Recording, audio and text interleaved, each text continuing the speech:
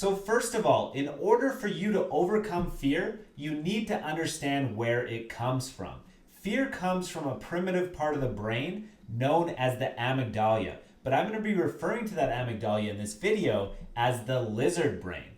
The function of the lizard brain is to keep you safe. So anytime that you put yourself in a situation that is not completely safe, your lizard brain acts up. It creates like an alarm in your body and in your system that tells you, whoa, whoa, whoa, stop. This is going to be dangerous. Now, the problem is if you allow the lizard brain to control your life, it becomes more and more powerful, and the more fearful you become.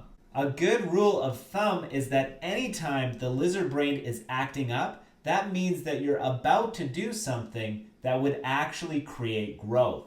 So anytime you feel that sensation of fear, what you should do is fight against it. You should actually go and work into your fear. Because if you cower and you retreat because of your fear, you're only going to make that fear stronger. And if you retreat, you're never going to grow because there is no growth in comfort. The first thing you want to do is you want to address that the lizard brain is there and that it's normal. You are not in an abnormal situation if you feel fear. That's the human condition. We are designed to feel fear. So when you feel fear and you feel that lizard brain acting up, what you want to do is say, hey, I recognize that I can feel my amygdala creating these feelings of fear. By addressing the lizard brain and separating it away from yourself, you realize that you are the person that has full control over your actions. Even though the lizard brain is creating these feelings, you are ultimately the person pulling the trigger. The second thing you should do is tell other people about your fear and about your vulnerabilities.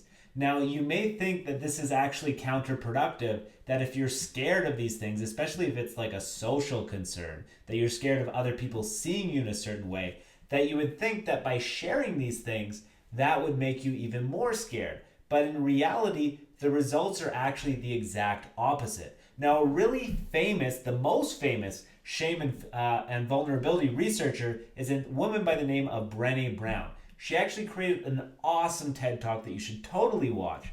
But in her research, she found that people, when they actually express and connect with people and tell them about their problems, tell them about their fears, that fears and shame can't survive being spoken about. So when you actually get it out of your system, you're going to make it a lot easier to overcome and defeat your fears and vulnerabilities. So the first thing is to tell yourself that this is a biological response and it's completely normal. The second thing is to tell other people and get it off your chest and share it with people that you trust that you're having these fears. Now, a final bonus tip that I'm going to give to you is something that Brene Brown and Anthony Robbins have talked about on numerous occasions, which is that it's really almost impossible for your brain to multitask.